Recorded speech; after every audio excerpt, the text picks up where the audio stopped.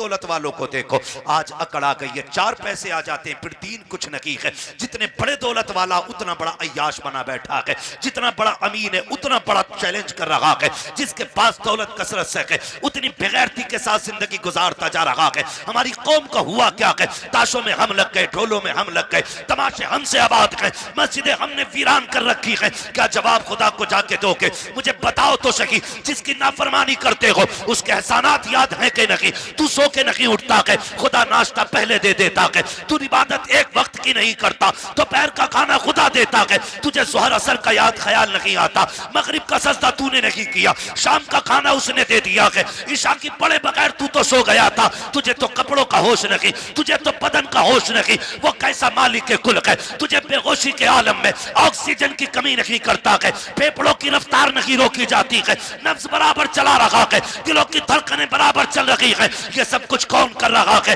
ये सिर्फ वही कर रहा है जिसने लफ्ज़ कुन से कायनात पैदा की है, जो निज़ाम हस्ती को चला रहा है। तू जिसकी नाफरमानी कर रहा है, ये सारी पावर उसी की है, सारी ताकत उसी की है। और तुम्हें खुदा का वास्ता, अगर खुदा तौफीक दे सुबह को आँख खुल जाया करे, अजान होते ही मस्जिद में जाया करो, नमाज पढ़ के नाश्ते किया करो, खुदा की कसम रोजी भी बढ़ा दी जाएगी, तुम्हारी उम्रें भी बढ़ा दी।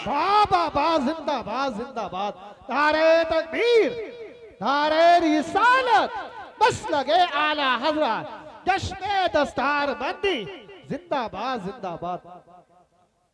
शुरू दिन का आगाज अल्लाह की इबादत से करें, फजर के बाद कुरान लेके बैठे, कुरान लेकर के बैठे, ये हम पे लाजिम है। बैठे हम कुरान लेकर के, फिर देखो अल्लाह कितनी बरकतें दे रहा। लेकिन माफ कीजिए, हमें खुदा पे उतना भरोसा नहीं रहा जितना तावीज़ों पे हो गया, जितना डोरियों पे हो गया। हाँ, जितना डोरियों पे हो गया। मुझे बताओ, मैं कहता हूँ ये जितने वायरस फैले ना डॉक्टर साहब, अगर अल्लाह सिर्फ ऑक्सीजन कम कर देना तो वाकई किसी वायरस की जरूरत नहीं है। पूरी दुनिया सजदे में पड़ी होगी, पूरी दुनिया। लेकिन वो जबरन किसी को अपनी बारगाह में लाना नहीं चाहता। वो तो कहता अब मैंने तुझे दोनों रास्ते दिए, तुझे जन्नत का भी मालूम है, दोज़ख का भी मालूम है, अब फैसला तुझे करना, तुझे मैं प्यारा हूं या तुझे दुनिया प्यारी है? कह रहा मौलाना मैं कतई हराम काम ना करता, मगर मजबूरी आ गई, बालक भूखे थे। तू बता, तू बड़ा है या नबी की बेटी फातिमा ज़हरा बड़ी है? मुझे बता तो सही। एक दिन मेरे हुजूर बेटी के घर तशरीफ लाए, जाओ जाके बेटियों से भी कहना। आज कितने घरों में इसलिए तलाक हो जाती है, बेटियों के शौक पूरे नहीं हो पाते ना, तो शौहरों को गालियां देती हैं, ताने देती हैं, तो फिर शौहर मजबूरी में तलाक दे देता है। जाओ जाके बेटियों से कहो। कामयाबी ये नहीं है कि तू 70,000 का जोड़ा पहने, कामयाबी ये नहीं है तू 20,000 का लहंगा पहने। कामयाब बेटी वो है जो पैबंद लगे कपड़े पहन के शोहर को राजी करके दुनिया से चली जाए, वो सबसे ज्यादा कामयाब बेटी है। लेकिन ख्वाब बड़े, शौक बड़े। जब से ये आए ना ये खिपड़े मोबाइल है, अब तो नमाज छोड़ देगी लेकिन सीरियल नहीं छोड़ेगी, रोटी में लेट हो जाएगा लेकिन सीरियल देखेगी। ये तमाशे हमारे घरों में आ गए, और वो फैशन फिर हमारी नस्लों में उतर आया। वही फैशन उतर आया, वही फैशन हमारी नस्लों में उतर आया। हमें हो क्या गया? आज दुनिया चीख रही है, दुनिया चीख रही है। फिर वो जब देखती है तो शोहर से कहती है मुझे ये चाहिए ऐसे कपड़े। शोहर बेचारा 500-600 रुपए रोज का कमाने वाला, 500-600 रुपए रोज के अब तो खर्चे भी हैं घर के। गरीब से गरीब तर बंदे का खर्च कम से कम 1000 रुपए घर का हो गया, जो महंगाई का दौर है। मेरी बेटी मेरी बहन, अगर शोहर 600 रुपए कमा के ला रहे, बता बच्चों का पेट भरे या तेरे शौक पूरे करे? खुदारा इन शौकों का गला घोटो। जिंदगी इसका नाम नहीं है। एक दिन मेरे हुजूर बेटी के घर तशरीफ लाए, जब बेटी के घर तशरीफ लाए दरवाजे पे दस्तक दी, आवाज आई मन दक्कल बाब। दरवाजा किसने बजाया? हुजूर फरमाते हैं अना मोहम्मद रसूलुल्लाह। बेटी मैं तुम्हारा वालिद आया हूँ। कहती हुजूर अकेले हैं या कोई साथ में? हुजूर फरमाते हैं बेटी अकेला हूँ। फरमाया फिर अंदर आ जाए, और अगर कोई साथ में हो तो मुझे चादर दे। हुजूर अंदर तशरीफ लाए, बेटी मुसल्ले पे बैठी है, सुने कान खोल के। जब अंदर आए बेटी मुसल्ले पे बैठी है, हुजूर के इस्तकबाल में उठ के खड़ी हुई, कदम कांप गए, कदम काट गए। मैं किसकी बात कर रहा हूँ? खातून जन्नत, जिनको जन्नती औरतों की मलका बनाया गया है। हाँ, जिनके सरदारी का वादा मेरे हुजूर ने ले लिया, मैं उनकी बात कर रहा हूँ। आज के घर की बात नहीं। आज कोई मौलवी की बेटी, कोई किसान की, कोई प्रधान की, कोई जमींदार की, कोई चौकीदार की, आज मुस्तफा की बेटी नहीं है। लेकिन मिजाज फिर भी आज के देखिए, और कल की बात देखिए, खड़ी हुई मुसल्ले पे। हुजूर फरमाते हैं फातिमा ये बात क्यों कही? कोई हो तो चादर दे दे। ना हो तो अंदर आ जाएं। कहती हैं अब बाबा जो दुपट्टा मैंने ओढ़ रखा है ना, इसके पैबंद खुल गए हैं, कोई और होता तो मैं इसके ऊपर से आपकी चादर डालती, लेकिन बाप है और बाप बेटी का पर्दा क्या। जब आए ना तो बेटी कांपी, गिरने लगी। हुजूर ने बेटी को संभाला, फरमाते फातिमा खैर तो है? कहती या रसूलल्लाह फाकों से कमजोरी इतनी आ गई है कि खड़ा नहीं हुआ जाता। हुजूर की आंखों में आंसू आ गए। फातिमा क्या चाहती है? महबूब बेटी तेरी और इतने फाके? मेरे नबी ने फरमाया बेटी मुसल्ले का कोना हटा। जब कोना हटाया ना तो मुसल्ले के नीचे हीरे जवाहरात का दरिया था। आका फरमाते बेटी जितने चाहे भर ले, मगर याद रखना या तो दुनिया ले लो या आखिरत ले लो। खातूने जन्नत ने वही कोना छोड़ दिया। कहती आका फातिमा की पूरी जिंदगी खुदा के लिए गुजरी है, मुझे इस दौलत की कोई जरूरत नहीं है।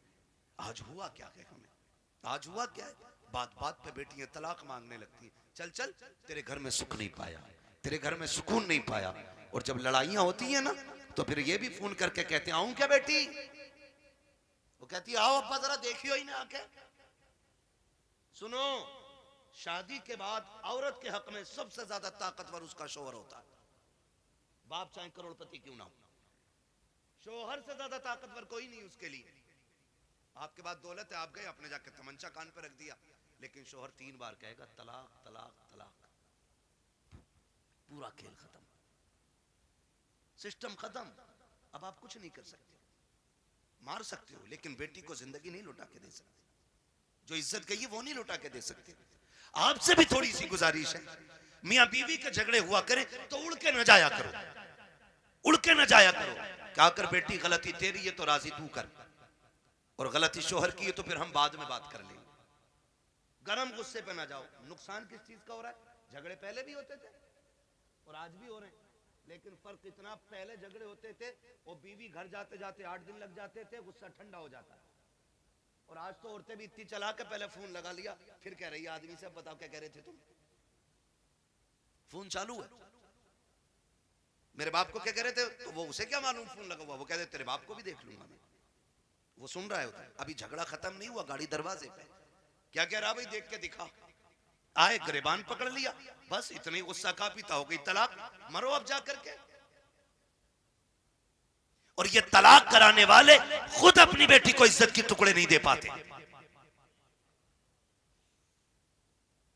कई बेटियों की ये शिकायतें हमने सुनी है कि जब शोहर से झगड़ा हुआ सारे हमदर्द बन के गए थे, लेकिन आज 6 महीने हो गए हैं, कभी बाप कह देता बेटी दवा का पैसा नहीं है, कभी भाई कह देता बाद में सुनी जाएगी। कहती मौलाना अब क्या किया जाए, मेरे भाई मेरी बहनों मेरी बेटियों, आप मौलवी कुछ नहीं कर सकता है, जो भी करना था तुम्ही को करना था, तुम्हें मुस्तफा का अखलाक हासिल करना था, आका करीम का किरदार सीखना था। जिंदगी कैसे चलती है ये तुम्हें सीरियल नहीं बताएंगे, सीरियल घंटे 2 घंटे के होते हैं, जिंदगी 60 साल की होती है।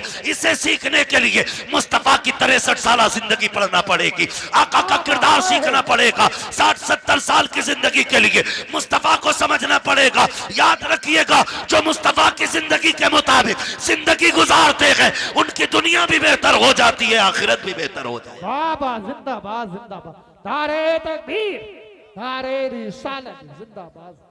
कोशिश करें हुजूर की जिंदगी सीखें, लेकिन दिल के फपोले जल उठे सीने के दाग से, इस घर को आग लग गई घर के चिराग से। माफ कीजिएगा, हमारी कौम को जितना शौक नाचने और कूदने का है ना, उतना अल्लाह रसूल की बातों का शौक नहीं है। हाँ, उतना शौक नहीं है। हमारे इलाके में अक्सर 2-4 जगहें ऐसी हैं जहां पे ढोल तबंगर तमाशे सब कुछ हो रहे हैं। क्यों हो रहे हैं? क्या ये जायज है? मुझे जरा दिल पे हाथ रख के बताओ। मजार बनाया ये मेरे सामने दिख रहा है मुझे, मजार है। ये जो अल्लाह वालों के मजार बने ये क्यों बने? क्या ये तमाशे करते थे? इनके गलों में ढोलक लटकी रहती थी? मजार उनके बने हैं जिन्होंने रातें भी जाग के गुजारी हैं, दिन रोजों में गुजारे हैं। इबादत करने वालों के मजार बने और उनके मजार पे पक्के पक्के शराबी बेनमाजी आते हैं। एक की दाढ़ी नहीं होती और कह रहा मुझे चढ़ गया चिश्ती रंग रंग। ये रंग है चिश्ती? एक वक्त मस्जिद में जाने की तौफीक नहीं। वो कह रहा है मुझे चढ़ गया चिश्ती रंग। ये चिश्ती रंग है, ये शैतानी रंग है तुम्हारा, ये इबलीसी रंग है। रंग चढ़ा था अबू बकर पे, रंग चढ़ा था मेरे नबी का उमर पे, रंग चढ़ा था उस्मान गनी पे, रंग चढ़ा था मौला अली पे। जिंदाबाद। इन लोगों पे रंग चढ़े, ये लोग हैं अल्लाह वाले। आज तमाशे माफ कीजिए, हाथ जोड़ के कह रहा हूं, बुरी लगे लगे, मैं आईना हूं दिखाऊंगा दाग चेहरे के, जिसे खराब लगे सामने से हट जाए। मैं चापलूसी करके डॉक्टर साहब ने बुलाया, साहब के हुक्म था, कारी साहब के बिला की मेहनत है, तो मैं इसलिए नहीं आया हूं तुम्हारी चापलूसी करके पैसा बटोर के निकल लूं। इतना कड़वा बोल के जाऊंगा कि आखिरी सांस तक याद रखोगे। हाँ, आखिरी सांस तक याद रखोगे, इतना कड़वा बोलूंगा। इसलिए कि फ्री की जन्नत मेरी झोली में नहीं। मुझे पता जन्नत सस्ती होती तो हुसैन करबला में 72 साल में कटवाता। क्या बात। जन्नत इतनी सस्ती होती तो बिलाल कभी खाल अंगारे और कोयलों से न जलवाते। जन्नत मुश्किल थी ना, तभी तो अंगारों पे जलाए गए। सुहैब रूमी जैसे लोग, हुजूर के ऐसे आशिक, खुदा की कसम तारीख पढ़ो, आज भी कलेजे कांपते। क्या किया हमने दीन के लिए, क्या किया? हाँ, होता क्या, पूरा सा आ गया बाबा का चंदा दे दो। पहली बात तो सुने, हलाल कमाई इतनी इज्जत वाली होती। फरमाया गया हलाल कमाई का 1 रुपया भी अगर कब्र में गिर जाए और तख्ते लगा दिए गए हो, फरमाया गया तख्ता हटा के रुपया निकाला जाए। 1 रुपए की इतनी वैल्यू है। जबकि सगा भाई मुंह ना देख पाया हो, बेटे ने बाप को ना देखा हो, बाप ने बेटे को ना देखा हो, तख्ते हटा के मुंह दिखाने की इजाजत नहीं है। लेकिन रुपया निकालने का हुक्म है। तेरे रुपए की इतनी अहमियत है इस्लाम की नजर में, और हमारी नजर में कितनी अहमियत। उर्स आ रहा बाबा का, ठीक है उर्स करो, लेकिन शरीयत के दायरे में करो। उर्सों से मुखालफत नहीं, तुम्हारे तमाशों से तकलीफ है। सुन सकते हैं कड़वी बातें, बोलूं जरा मैं। मेरे सामने नौजवान बैठे, जवान बिगड़ते तो बच्चे इनकी उंगली पकड़ के मेलों में जाते। आज 28 साल का मेले में गया तो 8 साल का उंगली पकड़ के गया, कल ये 28 का होगा, 8 के को पकड़ के ये ले जाएगा। ऐसे ही उसूल चलता रहेगा और तुम जाहिल के जाहिल रह जाओगे, कभी तरक्की नहीं कर पाओगे। ये हालत हमारी रहेगी, याद रखना। उर्स आ रहा साहब, बड़े धूमधाम से चादर घूम रही है, चंदा हो रहा, करो। फिर क्या होता, कव्वाला आ रहा, नाम नहीं बताऊंगा, पूरा लग जाता लोगों को। मेरा नाम माइक में लिया था भाई, कव्वाला रहा, कौन है ना, फला आ रहा है। अच्छा, फिर तो सारे ही दीनदार होंगे कि ना, जवाब के लिए एक लेडीज भी बुलाई है। इतना बड़ा मजमा मेरे सामने बैठा है, दिल पे हाथ रख के बताए, हम में से कौन इतना बेगैरत है जो अपनी बहन बेटी को दूसरे के सामने स्टेज पे नचाना पसंद करता हो? है कोई इतनी बड़ी भीड़ में जो अपनी बहन बेटी के बारे में ये चाहे कि मेरी बेटी 4 लोगों के सामने कपड़े उतार के नाच ले? हम तो अपने घर के अंदर इतने गैरत वाले बनते कि बेटी के सर से दुपट्टा भी उतरने नहीं देते। जब हमें अपनी बेटी के बारे में इतनी गैरत आती है तो फिर वो जो आके स्टेज पे बैठी, वो भी तो किसी की बेटी होगी ना। ओ भाई, वो भी तो किसी के घर की इज्जत होगी। मुझे बताया जाए, हमें अपनी बेटियों की इज्जत इतनी प्यारी है तो पराई बेटी को नचाने का हक तुझे किसने दिया है? और वो भी कौम के गैरत वाले पैसे से, जिसे किसी ने बट्टे पे कमाया, किसी ने फैक्ट्री में कमाया, किसी ने पसीना बहा के कमाया, किसी ने गेहूं कटाई में कमाया, किसी ने धान कटाई में कमाया, किसी ने रात दिन मेहनत करके कमाया, उसे तुम लोगों के अय्याशियों पे खर्च कर देते हो। थोड़ी सी देर की जहनी अय्याशी के लिए का इधर से मुकाबला होगा, इधर से मुकाबला करने वाली होगी, इधर से शेर होगा, उधर से जवाब आएगा। आग लगे इस बेगैरती को, उसी में देखा जाता है चंद कौम के बेगैरत अमीर आगे टेबल लगा के बैठ जाते हैं, नोटों की यूं बारिशें किया करते हैं, चंद बेगैरत वाह में लग जाते हैं। कह तो देखो फलां के बेटे ने कितना लुटाया है, फलां के बेटे ने कितना पैसा लुटाया है, आज पता चल गया किसकी मां ने कितना दूध पिलाया है। नहीं बेटे, आज पता नहीं चला है, ये कब्र में जाके पता चलेगा किसकी मां ने कितना दूध पिलाया था। आज जब तमाशे देख के कहते हो आज पता चल गया अमीर कौन है, तुमसे हाथ जोड़ के कहता हूं और बेगैरती में पैसा न लुटाना। तुम्हारी बस्ती में बेवाएं भी होंगी,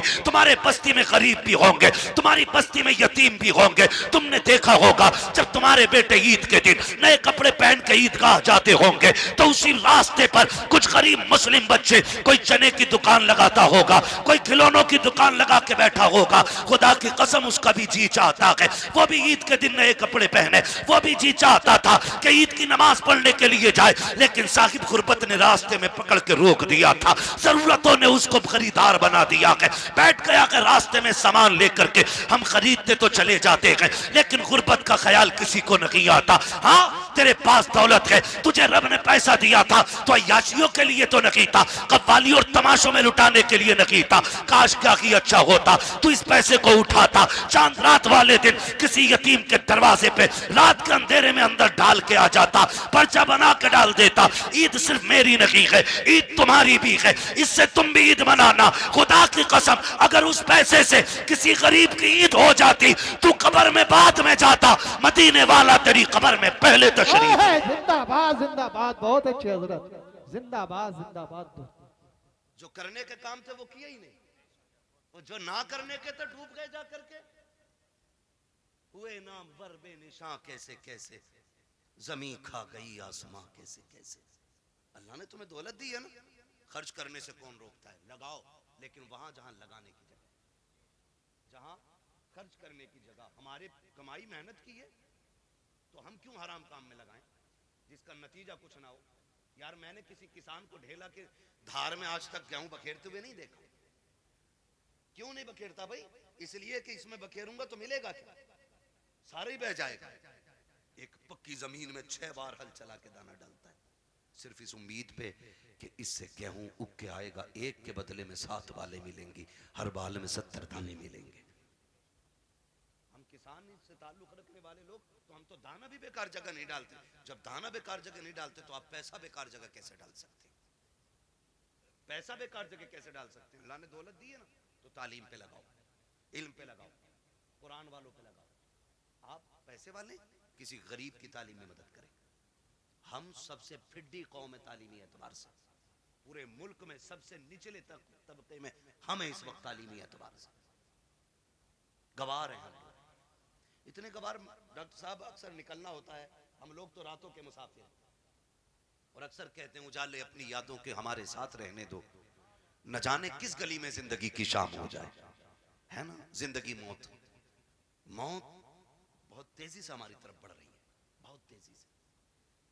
वो बहुत दूर नहीं है, बहुत तेजी से, बस इशारे की देर है, बस यूं ही पकड़ लिए जाओगे, हिलने का मौका नहीं मिलेगा। कई बार डॉक्टर साहब इस बात का जिक्र करते, मुझसे कहने लगे मुफ्ती साहब मैंने देखा, कई बार लगता है डॉक्टरों को कि यार ये क्या 2 खुराक में ठीक हो जाएगा, लेकिन वो मर जाता है।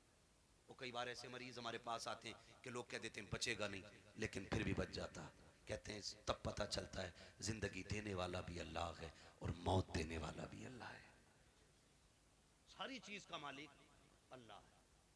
मेरे अजीज, मैं आपसे बात अर्ज कर रहा हूँ, जब कभी रातों में गुजरना होता है ना, तो जिस कौम के अंदर, जिस बस्ती के अंदर 9 बजे सारे सो जाते हैं तो हम समझ जाते हैं यहाँ मुसलमान नहीं है, और जहां 12 बजे तक चौक में लोग बैठ के मोबाइल चलाते हैं हम समझ जाते हैं यहाँ मुसलमान रहते हैं। क्योंकि वक्त की सबसे बड़ी बर्बादी अगर कोई कौम कर रही है तो वो मुसलमान कर रहा है। हमें अपने वक्त की कीमत मालूम नहीं, हमें अपने वक्त की कदर मालूम नहीं। नौजवानों, वक्त की कदर करो, वक्त को गनीमत जानो। कल ये चला जाएगा ना, एड़ियां रगड़ के मर जाएंगे, एक सांस कोई उधार नहीं देगा। सिकंदर नाम सुना होगा, एक बादशाह गुजरा, नाम सुना ना सिकंदर का? बड़े बादशाहों में नाम आता सिकंदर का। सिकंदर अपनी मुहिम पर था और रास्ते में, सफर में उसे सांप ने काट लिया। जब सांप ने उसे काटा ना, तो उसकी फौज में तबीब थे, बड़े बड़े हकीम थे, सारे इलाज में लग गए। कुछ दिन उसको दवाइयां दी, आखिरकार उनको कहना पड़ गया बादशाह अब इलाज बस से बाहर है, मौत करीब आ गई है। उसने कहा क्या मैं गरीबुल वतन मर जाऊंगा? क्या मुझे अपने मुल्क की मिट्टी नसीब नहीं होगी? कहा नहीं, जहर इतना फैल गया है कि अब बचने के चांसेस नहीं। उसने कहा मेरे पास दौलत तो बहुत है, एक काम करो मेरी आधी दौलत ले लो और किसी से इतनी सांसें मुझे उधार दिलवा दो कि मैं अपने वतन में जाके मर सकूं। इतनी सांसें उधार दिलवा दो कि मैं अपने मुल्क में जाके मर सकूं। हंसे हकीम, कहने लगे डॉक्टर ऐसा कभी नहीं हो सकता। कहा क्यों? कि इसलिए नहीं हो सकता क्योंकि इसलिए नहीं हो सकता कि सांसें उधार नहीं मिलती है। उसने कहा अगर आधी दौलत से काम नहीं चल रहा है ना,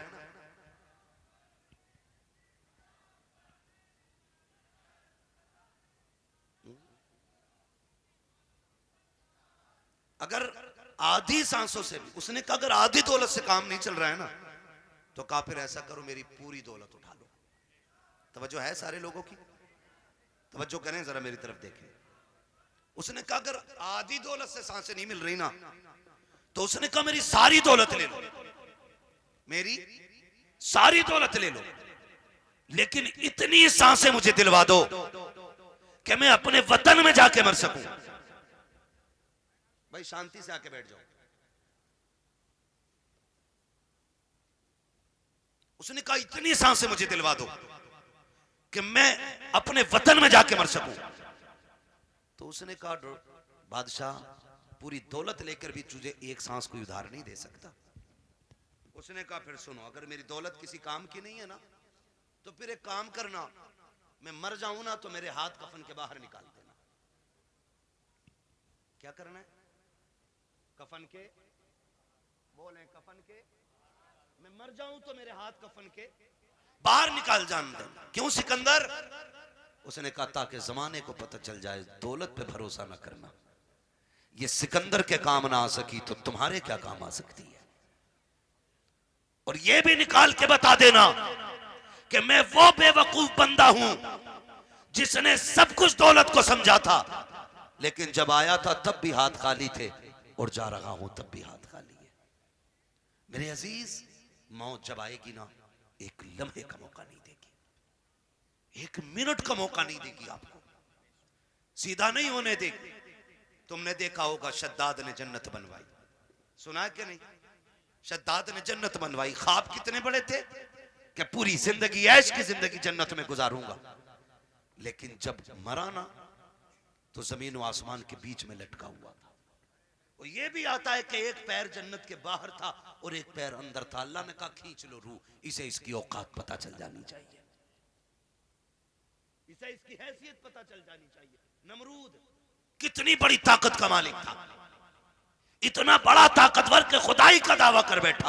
अल्लाह ने एक मच्छर से मरवा दिया ताकि दुनिया को पता चल जाए सबसे बड़ा खुदा अल्लाह है, सबसे पावरफुल सिर्फ खुदा की जात है। और उसके उसूल से बगावत करोगे तो कोई बचाने वाला नहीं होगा, कोई बचाने वाला नहीं होगा। माफ कीजिएगा, मैयतें होती हैं कि नहीं होती? होती है मैयतें। दफन में जाते हैं सारे लोग, जाया करो, जाया करो, पढ़ी नहीं की है, पता चल जाए इंतकाल हुआ है किसी का, कहीं भी पहुंच सकते हो। ईमान के साथ बंदा गया तो जरूर जाया करो। अगर वो नेक होगा तो अल्लाह उसके सदक़े में तुम्हें बख्श देगा, और अगर तुम नेक होगे तो अल्लाह तुम्हारे सदक़े में उसे बख्श देगा। ये किया करो। और अब तो माफ करना, जनाजे भी ना जनाब, जनाजे भी अब तो बदले का बदला है, जनाजे भी बदले का बदला है। हमारे अब्बा के में आओगे तो तुम्हारे अब्बा के में आएंगे, तुम नहीं आओगे तो हम नहीं आएंगे। ये बात क्लियर? तुम आओगे तो हम आएंगे, और तुम नहीं आओगे तो हम नहीं आएंगे। बता सवाब किसे मिला? किसी को ही नहीं, दंगवारा कर गए। हाँ भाई, एक थप्पड़ तूने मार लिया, एक हमने मार लिया, बात बराबर हो गई ना। तो अब जनाजे भी खुदगर्जी में हम लोग जा रहे हैं। और माफ कीजिएगा, जनाजा अमीर का होता तो भीड़ देखने मिलती है, और जनाजा गरीब का होता है तो लोग कंधा भी नहीं देना चाहते। जन्नत दौलत और गुर्बत पे टिकी हुई नहीं है, ये याद रखना। अगर ये लगता है कि अमीर के जनाजे को कंधा देने में ज्यादा सवाब है तो ये सबसे बड़ा धोखा है। मैं तो कहता हूं कंधा उसे जाके जल्दी दिया करो जिसे कोई कंधा देने तैयार ना हो, उसे पहले कंधा दिया करो दौड़ के, जिसका जनाजा कोई उठाने वाला ना हो। क्योंकि तुम नहीं जानते हो, जिसके जनाजे को भीड़ लगी है ना, लगता है ये दिखावे करके गया है, हमारे जैसा उसका शोहरा टीप टाप रही होगी, लेकिन जिसे कंधा कोई नहीं दे रहा है ना, तो समझ जाओ हो सकता है इसने रातों में इबादत की हो, इसने तब रब को आवाज दी हो जब कोई ना देख रहा हो, इसलिए लोग इसे कंधा देने तैयार नहीं। तो फैसला जो है ना भीड़ का, ये अंदाजा लगाना कि कंधा उसको दौड़ के दो जिसे कोई कंधा ना दे रहा हो, मिट्टी दो। अब तो वक्त नहीं है, माफ कीजिएगा, हालात ये हो गए कि जनाजे को मिट्टी देनी तो बड़ी बात है, नमाज पढ़ के आधे निकल लेते। तो मसरूफी इतने हो गए, टाइम किसके पास है मिट्टी तक जाने का है? दुआ अजी मिट्टी डाल दे 3 मुट्ठी बड़ी बात है। कह रहे आप बैल खुले हुए छोड़िए, दुकान खुली रह गई, एक दिन आएगा मेरे लाल आंखें खुली रह जाएंगी। आज दुकान खुली है, बैल खुले, कल आंखें खुली रह जाएंगी। हाँ, वासिफ अली वासिफ ने जब किसी को खाना दिया ना भूखे को, तो पूछा था किसी ने क्या कर रहे हो, तो उसने कहा था यार कुछ नहीं, अपने जनाजे की भीड़ इकट्ठी कर रहा हूं। इतने अच्छे काम कर जाओ, लोग तुम्हारे जनाजों में शरीक होने लगे, जनाजों में शरीक होने लगे। अल्लाह से लंबी दुआएं मांगा करो रो रो के, मालिक जिंदगी अच्छी कर दे ताकि मौत भी अच्छी हो जाए, ये मांगा करो अल्लाह से। आज तो डरी कोई नहीं, डरी कोई नहीं, तो जब मौतें होती है नहीं होती, बोलो यार, बोल सकते हो तो बोलो, है ना? होती है कि नहीं मौतें? लोग मरते हैं, जिन्हें यकीन ना हो अल्लाह उन्हें दिखा दे जल्दी कि लोग कैसे मरते हैं। डर गए? लोग मरते हुए देखे कि नहीं? बोलो यार, जोर से बोल दोगे तो कोई मुंह का रसगुल्ला नहीं गिर जाएगा। मरते हुए देखे ना लोग। मौत के भी अलग अलग तरीके, रूह जब निकलती है ना, इधर से निकलना शुरू होती है और ऐसे निकलती हुई आती है, घुटनों में आती है ना तो रूह फिर अटकती है, फिर नेकियां काम होती आती हैं ना तो फिर रूह निकलती है, फिर कमर में जाकर रूह अटक जाती है, फिर नेकियां सहारा देती हैं तो फिर रूह पर चलती है, फिर सीने का जो मंजर होता है ना वो बड़ा मुश्किल होता है। जब सीने में रूह अटकती है ना आकर के, तब इंसान को याद आता है कितने पाप किए थे और कितनी नेकियां की थी। तब एक एक करके नेकी याद आती है, एक एक करके गुनाह याद आता है, फिर सोचता है काश कुछ ऐसा कर लेता कि जो कब्र के उजाले का भी इंतजाम हो जाता। लेकिन फिर सोचने से कोई नतीजा नहीं, फिर कोई फायदा नहीं, फिर हजार सर मारो दीवारों में कुछ नहीं होता। हमने ऐसे भी देखे कि गले तक जब मौत आ जाती है ना, सिर्फ जबान करवटें बदलती है, जबान जो ये चल जाती है ना तड़ से, किसी पे भी चल जाती है ना एकदम से, जो एकदम से मिनट नहीं लगते, सेकंड नहीं लगते, ताड़ से ऐसा जुमला निकलता मुंह से कि सामने वाले के कलेजे के पार हो जाया करता है।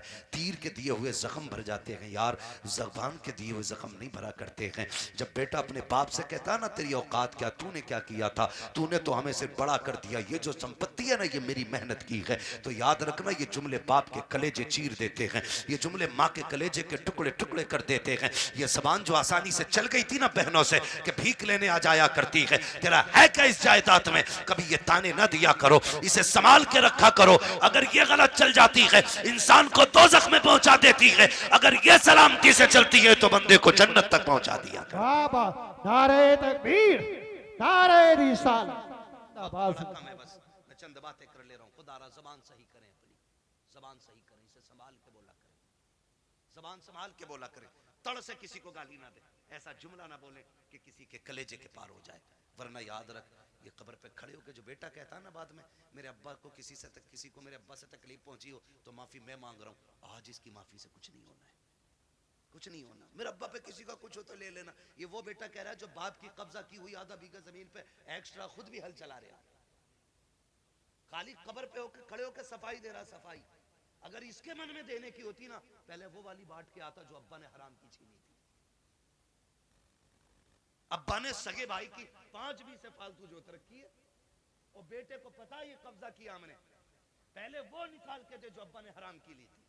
बेटे से को वो वाली देखे ना, ये तो अब्बा ही हिसाब देंगे। तो कब्र पे खड़े होके अच्छा ना बन। अब सांस बंद हो गई, रजिस्टर बंद, अब तो कब्र जाने और कब्र वाला जाने। अब आया है ना अंदर, जमीन कहेगी आज तेल निकालूंगी। तूने मेरी खातिर अपने सगे भाई को कचहरियों में घसीटा, मेरी खातिर तूने फला रिश्तेदार को जलील किया, आ तुझे तेरी औकात दिखाऊं।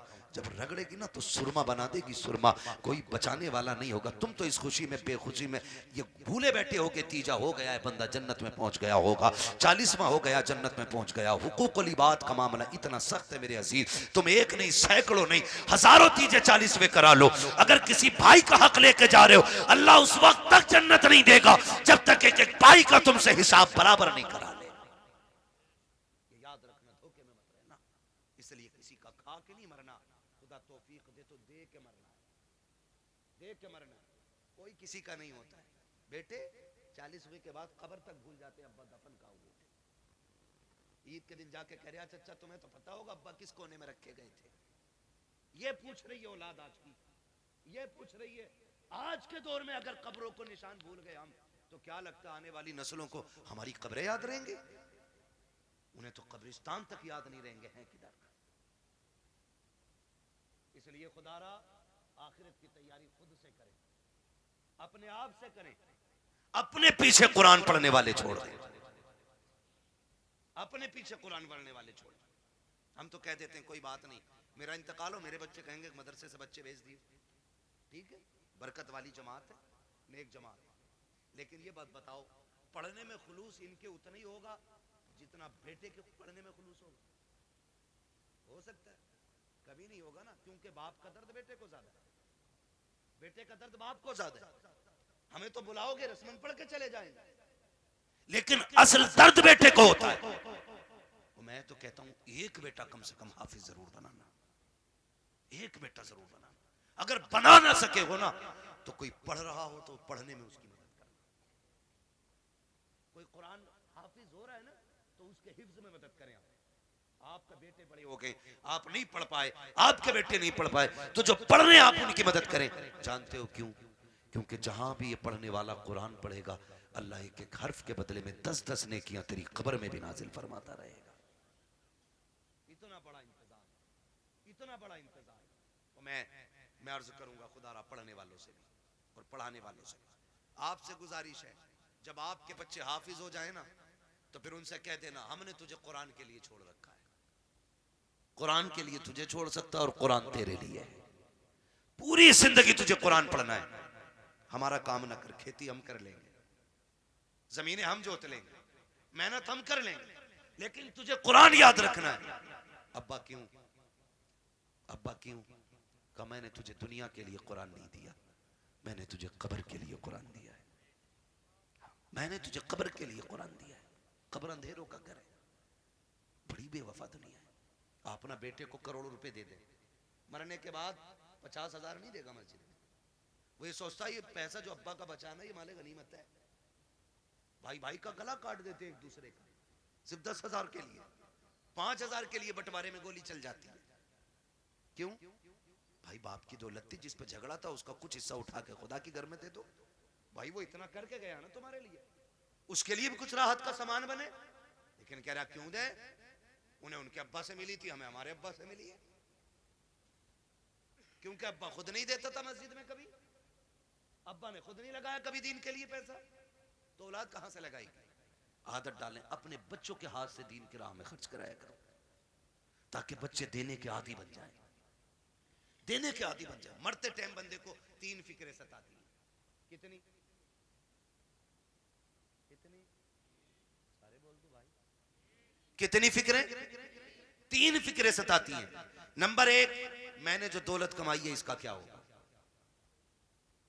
नंबर 2, मैं औलाद छोड़ के जा रहा हूं, मेरी औलाद कैसे जिंदगी गुजारेगी मेरे बगैर।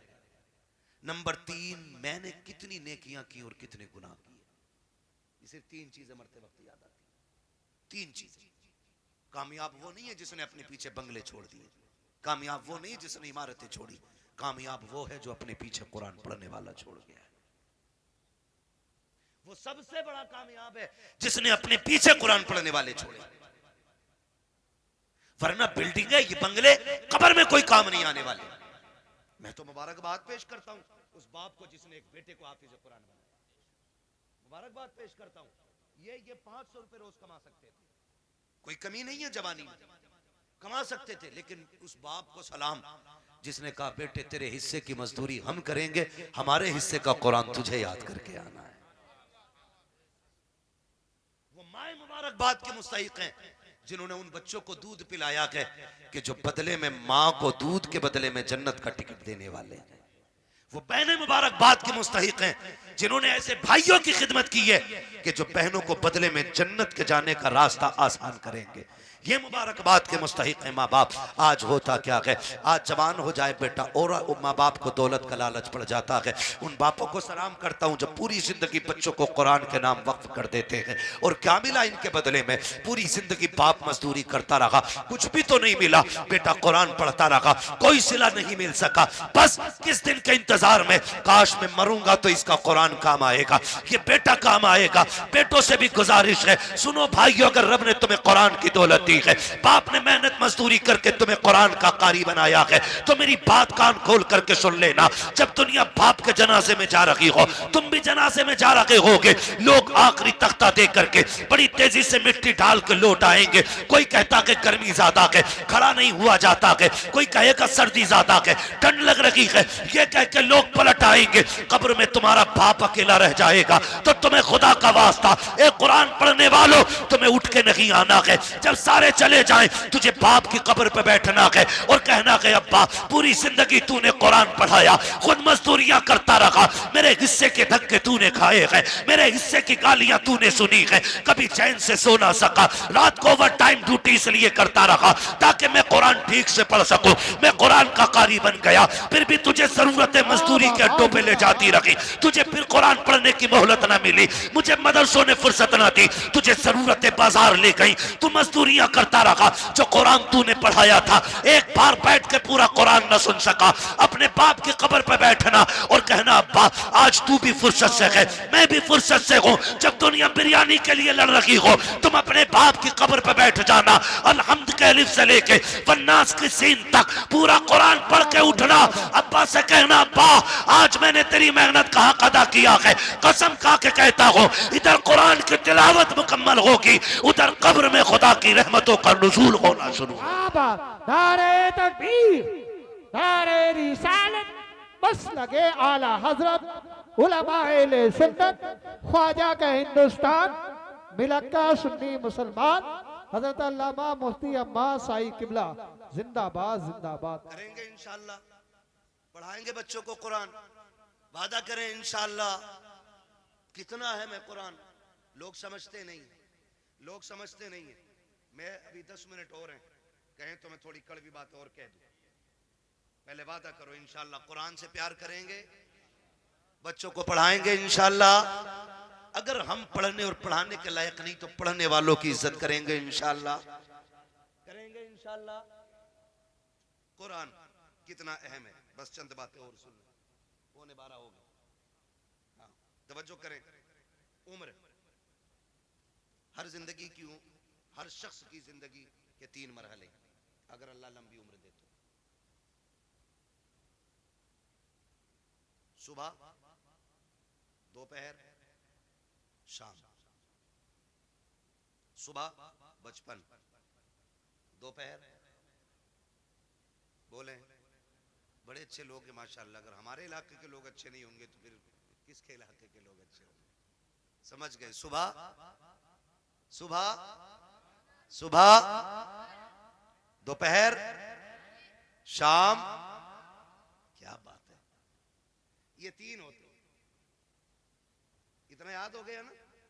सुबह बचपन होता है, दोपहर जवानी होती है और शाम बुढ़ापा होता है। सुबह के बाद उम्मीद होती है दोपहर आएगा, दोपहर के बाद उम्मीद होती है शाम आएगी, लेकिन शाम के बाद उजाले का फिर कोई पहर नहीं होता। फिर आगे रात ही रात है, फिर जो सूरज निकलेगा एक नई जिंदगी का आगाज होगा, नया दिन यानी कि नई नस्ल, फिर वो एक नई नस्ल का आगाज होगा। आप जानते हो बचपन इतना खूबसूरत होता है कि कब गुजर गया पता ही नहीं चलता, और लोग आखिरी सांस तक कहते हैं काश बचपन फिर से लौट आता। बचपन इसलिए भी खूबसूरत होता है क्योंकि जिम्मेदार बाप होता है। यही क्लियर है ना? गलत गलत तो नहीं बोला ना मैंने? बचपन इसलिए खूबसूरत होता है क्योंकि सर पे हाथ रखने वाला बाप होता है। इसलिए खूबसूरत होता है कि बचपन हम बाप की मर्जी से जीते। जवानी खूबसूरत होती भी है और ना भी होती है। जवानी उन बच्चों की खूबसूरत होती है जिनकी जवानी भी माँ बाप की मर्जी से गुजरती है। ठीक है जी। जवानी उन बच्चों की अच्छी होती है जिनकी जवानी माँ बाप की मर्जी से गुजरती है। और बुढ़ापा, दुनिया कहती है बुढ़ापा बुढ़ापा। वजह जानते हो? वजह सिर्फ इतनी है कि बचपन में बहुत दोस्त होते, बचपन में बहुत दोस्त होते। मेरे हुजूर फरमाया करते थे मुझे बच्चों के 5 खेल बड़े पसंद है, 5 काम बच्चों के पसंद है। इंशाअल्लाह कभी वक्त होगा ना और जिंदगी फिर लेके आएगी ना तो इन 5 कामों पे बच्चे की गुफ्तगू फिर होगी, क्योंकि बात बड़ी लंबी है वो भी। बस जो मैं कहना चाह रहा हूँ ना चाचा फिर वो रह जाएगा अधूरा मसला, है ना? बस मेरी बात पूरी हो जाए अल्लाह करे इस बीच में। तो बचपन में ना बहुत सारे यार मिल जाते हैं। हम जोली बच्चे इतने इतने आजाद होते हैं। अम्मी कहती है ला बेटे जल्दी जा, चाय खोल गई है पत्ती नहीं है जल्दी लेके आ। गया सुबह चाय पत्ती लेने, दोपहर के टाइम लौट रहे हैं। हाँ? ये बचपन है और इसी को बचपन कहते हैं। ये आजाद जिंदगी है, पके ना पके चाय हम तो तमाशा देखेंगे। बच्चे गए, कोई आ गया डुगडुगी वाला, वहीं लग गए। अब अम्मा परेशान है, चाय दोपहर तक पकती रही। ये है ना, ये आजादी होती है बचपन की। और बचपन के यार बड़े सच्चे होते हैं। अभी लड़ेंगे, कल किसी पंचायत के बगैर फिर एक हो जाएंगे। ना कोई मुकदमा, ना कोई बहस, ना कोई पंच, ना कोई पंचायत। आज लड़के गए थे, सुबह फिर गले मिल जाते। इतना आजाद बचपन।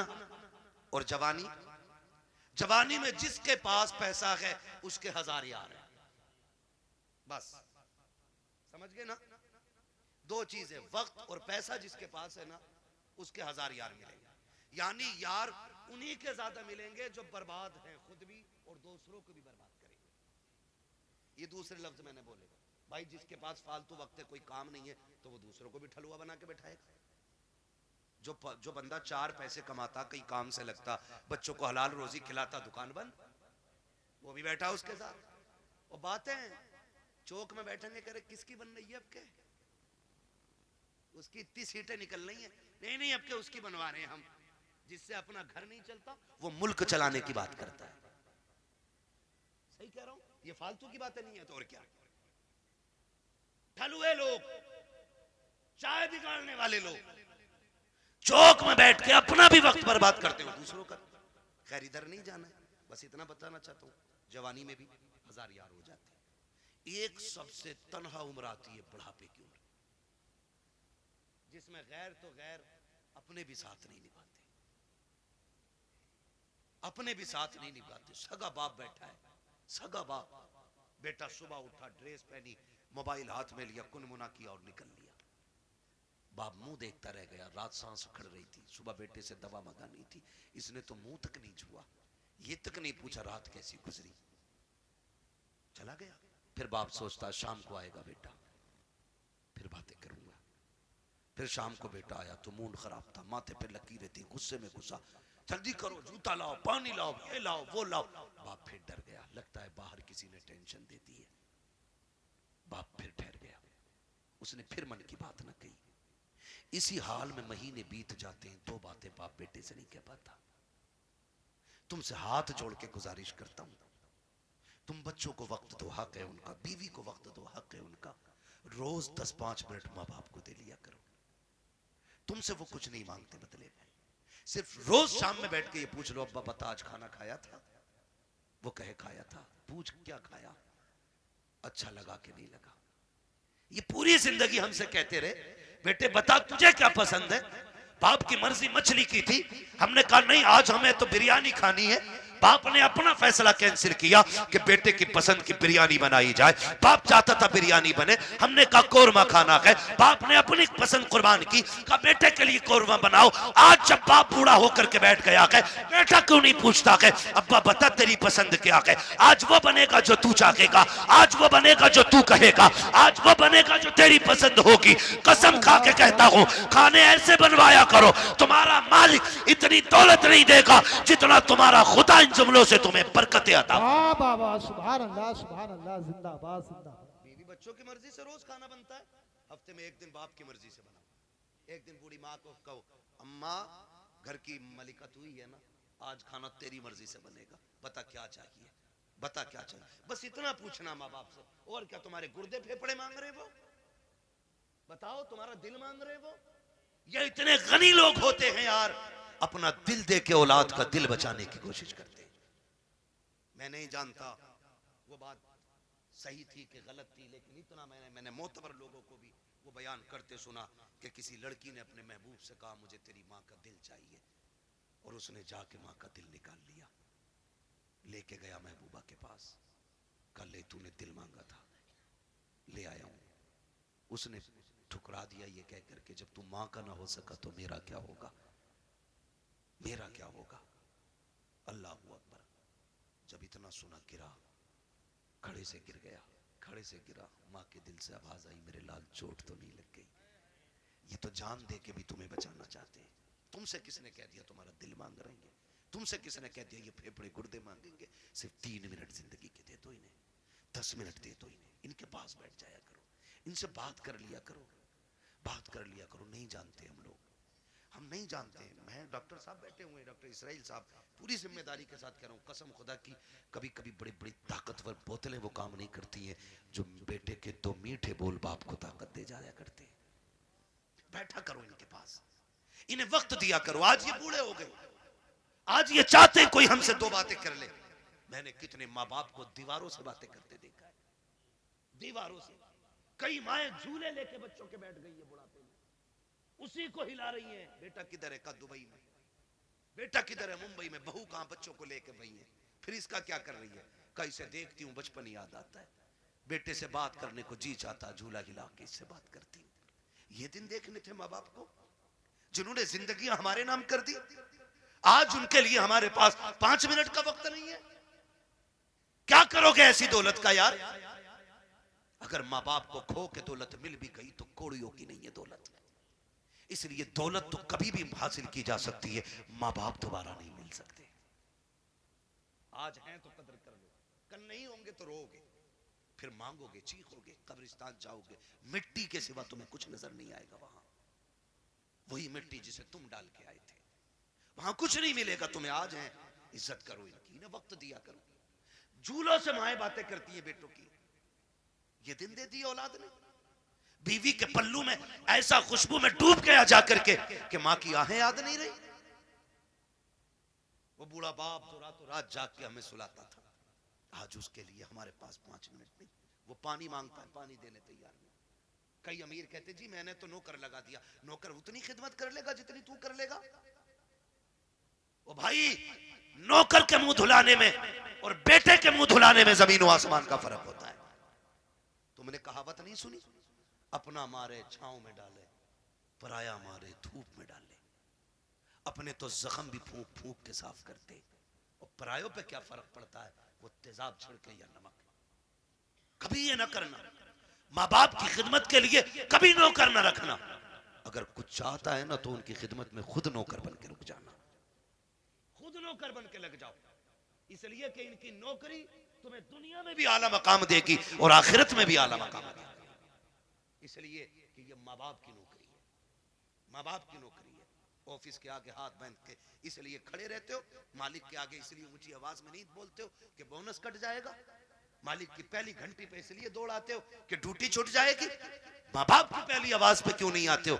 इनकी आवाज पे पहले दौड़ के आ जाया करो, वरना जन्नत हाथ से चली जाएगी, जन्नत चली जाएगी। अगर वो 2 टुकड़े देता है ना तो ये जन्नत के मालिक बने बैठे। जन्नत लेनी है तो इनके इशारों पे कूदना पड़ेगा, इनके इशारों पे बोलना पड़ेगा। आज बूढ़े माँ बाप के लिए वक्त नहीं, इन्हें वक्त दिया करो, बड़ी कीमती दौलत है ये अल्लाह की। ये बिस्तर पे भी पड़े ना तो बड़े काम के। कह रहा दुआ कर दो मिट्टी प्यारी अल्लाह को हो जाए अब्बा की। कहा क्यों? अब तो कहा बिस्तर पे ही पेशाब पखाना कर रहे हैं।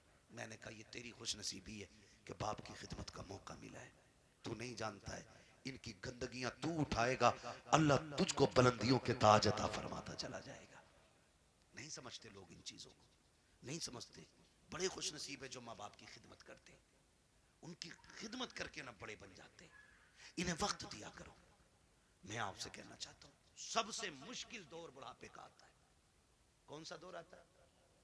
समझ रहे हैं ना मेरे बच्चे? सारे नौजवान भाई भी समझ रहे हैं ना? सबसे मुश्किल वक्त बुढ़ापे का आता है। ये बच्चे बैठे हैं छोटे छोटे, ईद से पहले देखना बाप लेके जाए या माँ मार्केट लेके जाए, ले जाके ना ये नहीं कहते ये वाला पैक कर दो, माँ बैठा लेती है बेटे को ऊपर, खुद बैठती है नीचे और जूते 10 तरह के निकलवाती है। वो अपने हाथ से निकालती है, पहनाती है, निकालती है, पहनाती है। बार बार कहती नहीं नहीं मेरे बेटे के पैर में अच्छा नहीं लग रहा है, मेरे बेटे के पैर में अच्छा नहीं लग रहा है। मैं बेटों से पूछना चाहता हूँ, जब हम इतने बड़े थे वो अपने हाथ से हमें जूते पहनाते थे। आज एक बार हम उन्हें दुकान में लेके गए, अब्बा बैठो तुम्हारे पैर में जूते डाल के मैं देखूंगा। अम्मा बैठ आज मैं देखूं तेरे पैर में कौन सा जूता अच्छा लगेगा। कभी लेके गए माँ बाप को? और लेके जाया करो। ईद का टाइम आए ना माँ बाप को लेके जाओ, कहना आज तक तुमने हमारी पसंद का पहनाया गया, अब हम तुम्हें तुम्हारी पसंद का पहनाने के लिए आए। लेके जाया करो। हम इन्हें वक्त नहीं दे पाते, हमारे पास वक्त ही नहीं है। सबसे मुश्किल वक्त बुढ़ापे का आता है। अब सुने जिन पे बुढ़ापा आना है ये आ गया। जब दुनिया छोड़ जाएगी ना और कोई मुंह नहीं लगाएगा, कोई बात करने वाला भी नहीं होगा, कोई ये पूछने वाला नहीं होगा तेरे मुंह में दांत कितने, फिर पलटोगे मस्जिद की तरफ, फिर लौटोगे मस्जिद की तरफ। अल्लाह कहेगा सुन तुझे कोई मुंह नहीं लगा रहा ना, आ मेरे घर आ जा। तुझसे कोई बात नहीं करता ना, मैं करूंगा तुझसे बात। अपना दर्द मुझे सुना जब तुम मस्जिद में आते हो। सुनो कुरान बड़ा जरूरी है। कहता है अगर तुझे अपना हाल सुनाना है नमाज की नियत बांध ले, तू कहता जा मैं सुनता जाऊंगा। और अगर तुझे मेरी बातें सुननी है फिर कुरान लेकर बैठ जा, कुरान पढ़ता जा, कुरान की आयतों में तुझे मेरी बातों का मजा आता है। वाह वाह वाह, सुभान अल्लाह सुभान अल्लाह, जिंदाबाद। तुम्हें कोई मुंह नहीं लगाता है फिर रब का कुरान तुम्हें सीने से लगाएगा। जब कोई साथ नहीं देता ना फिर कुरान लेके हम बैठते हैं। इसलिए खुदारा इतने जाहिल न रह जाना कि बुढ़ापे में भी कुरान साथी न बन सके। कम से कम इतना कुरान जरूर सीख लेना कि बुढ़ापे में जाके दुनिया साथ छोड़ दे तो रब का कुरान हमारे साथ हो। पढ़ेंगे इंशाअल्लाह, वादा करते हैं इंशाअल्लाह, पढ़ाई करेंगे इंशाअल्लाह, कुरान सीखें। अगर हमने कुरान नहीं सीखा तो कुछ भी नहीं सीखा है। बड़ी बात है बेटे को हाफिज कुरान बनाना, अपने बच्चों को हाफिज कुरान बनाओ। तुमने भी देखा होगा, हमने भी देखा, मौतें होती हैं, मौतें होती हैं। लोग बड़े बड़े पैसे वाले तड़प तड़प के मर रहे हैं। क्यों? क्योंकि आज कोई आसानी से रूह निकलवाने वाला नहीं। निकले कैसे? निकले कैसे? सारे लोग जानते हैं हॉस्पिटल की कंडीशन। आखिरी सांसें होती, ले जाके अब्बा हॉस्पिटल में रख दिया, काय में वेंटिलेटर पे, अब्बा ऑक्सीजन लगी पड़ी है, जो चादर बिछी है वो भी नापाक है। उन्होंने हमारे कपड़े उतार के अपने ग्रीन कपड़े पहना दिए, वो भी नापाक है। जितने नर्स और वहाँ पे डॉक्टर आ रहे हैं उन्हें भी पाकी नापाकी की तमीज़ नहीं है। मुश्किल से रूहें निकल रही हैं, मुश्किल से। बिस्तर नापाक, जगह नापाक, लोग नापाक, रहमत के फरिश्ते आने तैयार नहीं। इधर तड़प तड़प के बंदा मर रहा है, ऑक्सीजन लगी है। रिश्तेदार जो है फलों पे फल लाने पे लगे पड़े, कोई जूस ला रहा है, कोई फल ला रहा है, सेब ला रहे, केले ला रहे।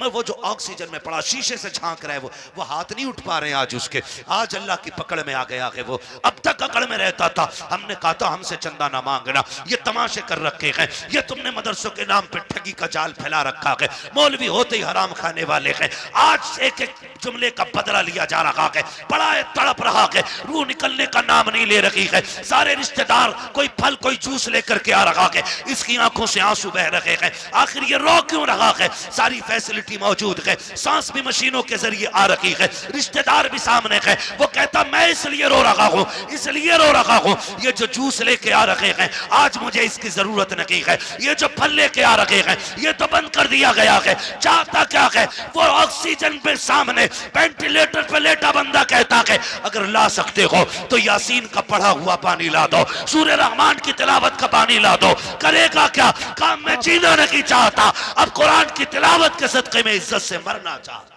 वाह वाह वाह। जिनके अपने बेटे कुरान के कारी होते हैं वो कभी बेबसी की मौत नहीं कभी मुफलिसी की मौत नहीं मरते।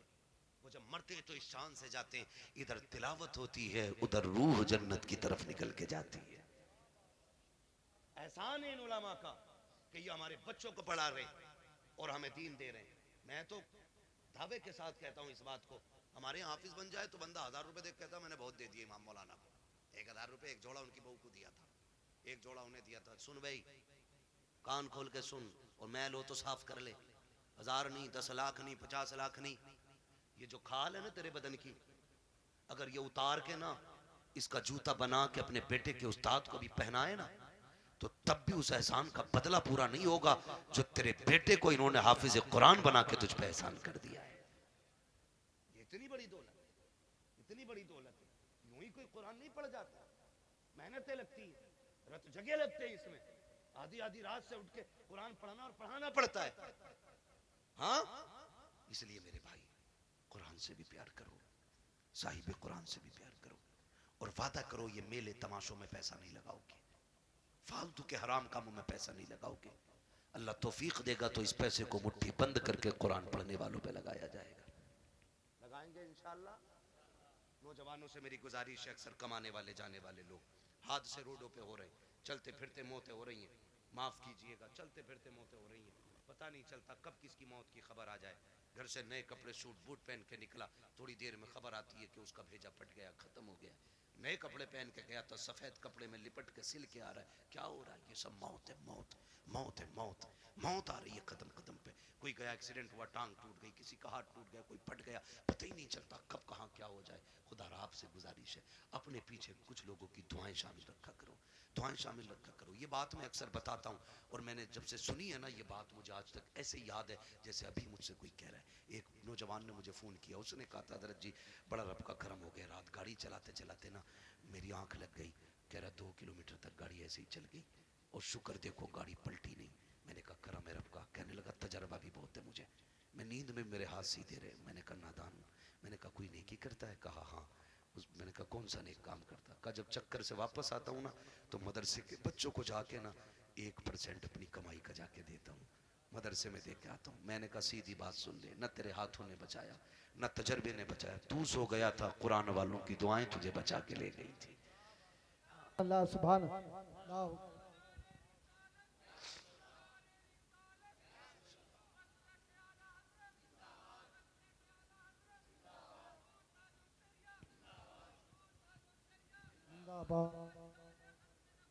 जिंदाबाद।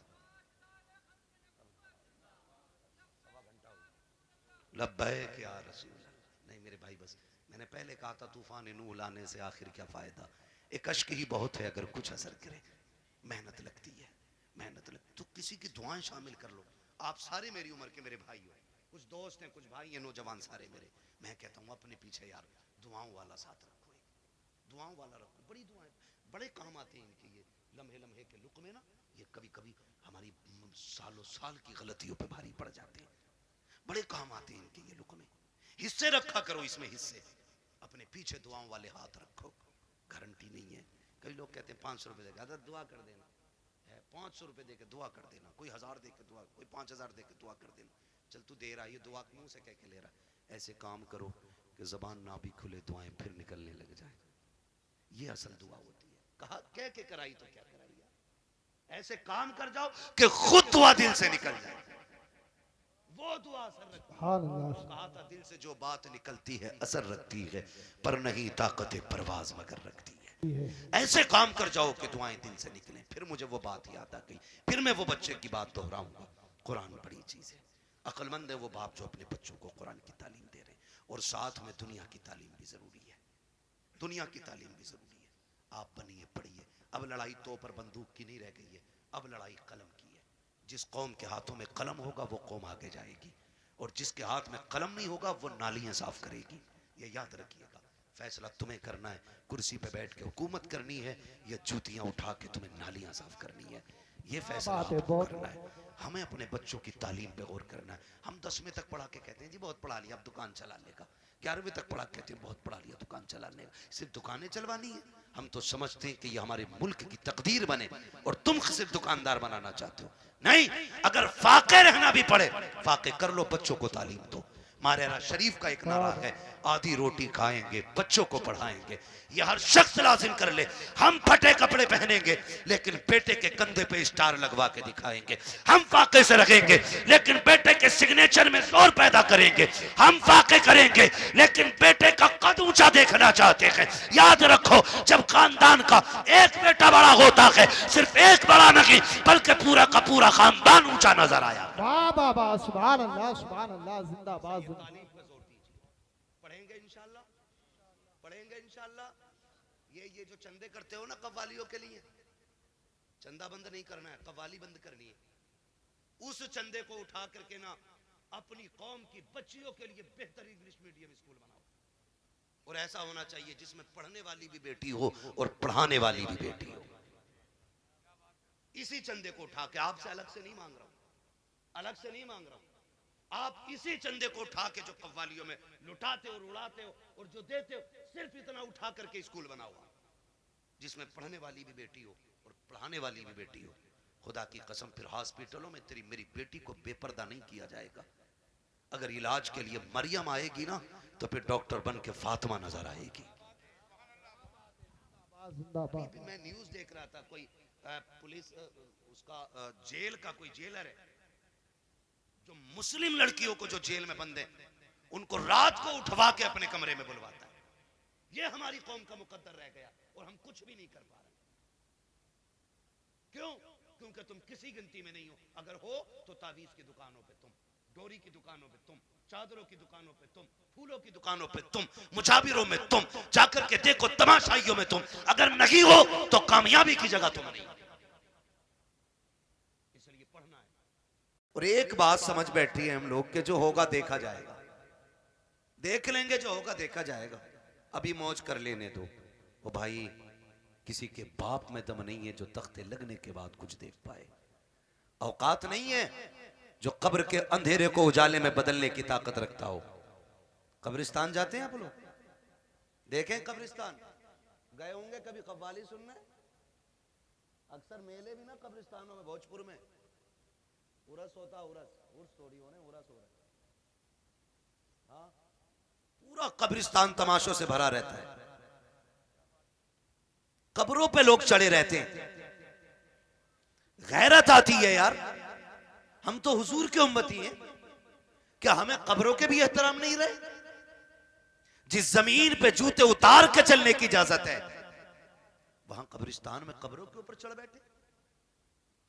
और कब्रिस्तान में भी कोई तिलावत नहीं है, उलमा बैठे। कब्रिस्तान में तो जोर से कुरान पढ़ने तक की इजाजत नहीं। और वहां कव्वालियां हो रही हैं, तमाशे हो रहे हैं, जूते पहन के गधे घोड़ों की तरह दौड़े जा रहे हैं। मरना नहीं है, आना नहीं है कब्रिस्तान में एक दिन। ख्याल नहीं है कुछ भी हमें। ओ भाई, कब्र वो जगह है जहां सबको आके लेटना है। और किसी की कब्र ऐसी नहीं होगी कि किसी की कब्र में ईंट लग गई और किसी की में सोना लग गया, किसी की में लोहा लग गया। कब्र सारी कच्ची होनी है। तजर्बा ना हो तो कर लेना, कब्रिस्तान जाओगे पता चल जाएगा। हुए नाम वरबे निशां कैसे कैसे, जमी खा गई आसमां कैसे कैसे। सुभान अल्लाह सुभान अल्लाह। सभी को मरना है, लेकिन तैयारी कोई नहीं है, कोई तैयारी नहीं। और कई बार तो सीधे मदरसे वालों को लोग गालियां देते, ताने देते, तरह तरह की बातें करते। अगर मस्जिद का इमाम या मौलवी समझाने बैठ जाए ना, तो कहते हैं जी तब चलेंगे जब खुतबा होगा। मौलाना बहुत कड़वा बोलते हैं, खुतबे के टाइम मस्जिद में जाना है। हमारी कौम इतनी बेगैरत हो गई है, हमें खतीब भी वो चाहिए जो यहां बैठ के शेख चुल्ली की हरकतें पूरी अदा करें, जो मिंबरों पे बैठ के तमाशे करें, जिनकी बातों में मजाकें हो। हम इतने बेगैरत होते चले जा रहे हैं। इन महफिलों का मतलब यह होता था, अगर कोई गुनाह का आदी होता था तो महफिलों में आकर के तौबा करके उठा करता था। आज ये मकसद खत्म हो गया। कह रहा बड़ा मजा आया यार, वो तो माइक फेल कर गया, उसने तो साउंड उड़ा दिए, उसने तो पत्ते बजा दिए, कुछ नहीं बजने वाला। आज दम है ना सीने में, तो आज बज रहा है जो भी बज रहा है। आज ताकत है ना, आप भी बुला रहे हो, डॉक्टर साहब भी कह रहे हैं आ जाना। कल जब सांस फूलने लगेगी और बात भी एक सांस में पूरी नहीं होगी ना, तो फिर गैर तो गैर अपने भी 2 रोटी देने तैयार नहीं होते। ये दुनिया बड़ी बेवफा है, इसके धोखे में मत रहना। तुम जितना चाहो कमा लो, तुम्हारा कमाया हुआ रखा रह जाएगा, तुम्हारे बाद वाले मौज करेंगे, हिसाब तुम्हें देना पड़ेगा। ये याद रखो, मेरी कमाई का हिसाब मुझे देना है। खाएंगे बच्चे हिसाब में दूंगा, खाएंगे बच्चे हिसाब आप दोगे। तो जिंदगी ऐसी गुजार के जाओ कि जो हिसाब भी आसान हो जाए और कब्र की मंजिलें भी आसान हो जाए। हम किधर चलने लगे, हम किधर? नहीं जी, मौलवी साहब को हटाओ, इन्होंने तो मेरे जुए के बारे में बात कर दी। ये इमाम नहीं रहेगा, इसने मेरे सट्टे के खिलाफ बात की है। ये इमाम नहीं रहेगा, इसने ढोल के खिलाफ तकरीर की है। मेरा बेटा तो इकलौता ही था ना, मुझे तो आतिशबाजी करनी थी। और यार कई लोग कहते हैं कि शादी एक बार होती है, मैं कहता हूं भाई शादी एक बार होती है तो जिंदगी भी एक ही बार मिलती है। अभी से जैसे चाहो गुजार लो, इसे चाहो तो अल्लाह को राजी करके गुजार लो, और इसे चाहो तो अल्लाह को नाराज करके गुजार लो। माफ कीजिएगा, अगर मैं अभी खड़ा कर लूं ना तो 90% नौजवानों को नमाज याद नहीं होगी। 100 में 90 लोगों को नमाज दुरुस्त याद नहीं होगी। ये कंडीशन है हमारी। और कुरान वाला आ जाए और बैठे हो हम लोग नीचे, तो कुरान वाले के लिए उठ के खड़ा नहीं हो सकता, क्योंकि ये मुखिया का बेटा है, ये प्रधान का बेटा है, ये ठेकेदार का बेटा है, ये जमींदार का बेटा है। लाओ दुनिया की सारी डिग्रियां उठा के ले आओ, वकालत भी ला के पल्ले में रखो, जजों के पूरे जजमेंट ला के रखो, दुनिया के बड़े बड़े लोगों की, प्रोफेसरों की तालीम ला के पल्ले में रखो, अमीरों की सारी दौलत ला के रखो, पैसे वालों का पैसा रखो, सोने वालों का सोना रखो, जितनी सारी दौलत दुनिया में है एक पल्ले में ला के रखो। मैं कुरान वाले के सीने की एक आयत लेके आता हूं, खुदा की कसम पूरी दुनिया की दौलत मिलकर के कुरान की एक आयत का मुकाबला नहीं कर सकती। नारे तकबीर, नारे रिसालत, बस लगे आला हजरत उलमाए सुन्नत हजरत अल्लामा मुफ्ती अहमद साहब मुरादाबादी, नारे हैदरी जिंदाबाद जिंदाबाद। पढ़ें कुरान, पढ़ें नौजवानों, मरना है सबको, जनाजे उठते हैं हर उम्र में। ये कोई जरूरी नहीं है बाल सफेद होंगे तब बंदा मरेगा। हाँ, अब तो अक्सर बूढ़े बैठे रह जाते हैं, एक ही घर से 4-4 जवान चले जाते हैं, पता चला अभी दादा बैठा है, अभी बाप बैठा है, बेटे चले गए। गारंटी नहीं है, कोई गारंटी नहीं है। कब्र वो जगह है कि जिसको अंधेरे का घर कहा जाता है, जिसको कीड़ों का घर कहा जाता है, हाँ, जिसको बिच्छुओं का घर कहा जाता है, जिसको सांपों का घर कहा जाता है। ये तो करम है अल्लाह का, उसने मट्टी डाल के बंदों के अब छुपा दिए। अगर वो खोलने पे आ जाए तो बड़े अच्छे अच्छे मुंह नहीं दिखा सकते। हम किसी को क्या नीचा करेंगे? कोई कहते यार दाढ़ी रख ले, तो कह रहा चलो तुम ही जन्नत में चले जाइयो। खेल समझ रखा जिंदगी को, तमाशा ही ये भी कोई। यकीन नहीं आता तुम्हें ना, जाओ हॉस्पिटलों में जाके देखो, ऑक्सीजन लगे पड़े मुंह पे, ऑक्सीजन, सांस नहीं ले पा रहे हैं। दौलत जाके पूछना, कोई कहेगा ये करोड़पति लेटा है, कोई कहेगा ये अरबपति लेटा है। अगर दौलत ही सब कुछ होती ना तो मुंह पे ऑक्सीजन नहीं लगता। लेकिन अल्लाह दिखाता है, देख किस अकड़ में रहता था, आज मैंने तुझे सांस सांस के लिए मोहताज कर दिया है। जब जवानी थी, जब ताकत थी ना, तो बोलता था ना, अरे जाओ देख लेंगे, जाओ देखा जाएगा। क्या कब्र में देखेगा? जब सांस फूलती है ना तो पूरी दौलत देख करके बंदा ना एक सांस वापसी की ख्वाब देखता है, तमन्ना करता है। तुम नहीं जानते हो, खुदा की कसम तारीख पढ़ करके देखो, बड़े बड़े